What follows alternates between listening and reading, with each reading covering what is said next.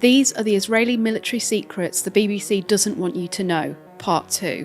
In Part 1, I covered Israel's military doctrine that targets civilian life. For Part 2, we'll look at the Hannibal Directive, a controversial IDF command aimed at preventing the abduction of Israeli military personnel at all costs. It was created in 1986 by 3 senior IDF officers to reduce the number of soldiers being kidnapped by Hezbollah and the number of jailed Palestinians being handed over in hostage exchanges. The directive instructs the IDF to use heavy fire to prevent its soldiers from being taken into captivity, even when it may result in the death or injury of those IDF soldiers. The command is key to understanding the events that followed Hamas's attack on the 7th of October 2023. Israeli media outlet Haaretz found that the IDF employed the directive multiple times. The first instance followed reports of a Hamas kidnapping at the Erez border crossing. The command given to IDF soldiers was Hannibal at Erez, dispatch a Zik.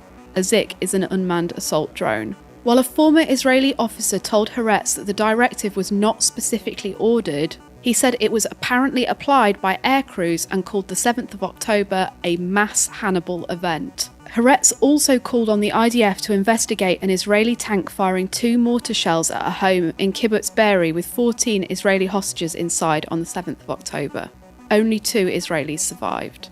The Hannibal Directive remained an Israeli military secret for many years. And even today, Western media is hesitant about mentioning its existence. The BBC has consistently presented the deaths on the 7th of October as attributable to Hamas fighters, denying its audience context or a proper investigation into how many were killed by Israeli military fire in a so-called mass Hannibal event. The BBC told Novara Media, BBC News has reported and analysed the IDF strategy throughout the war and has highlighted the Dyer report and Hannibal Directive in our coverage where we feel it appropriate in aiding the audience's understanding.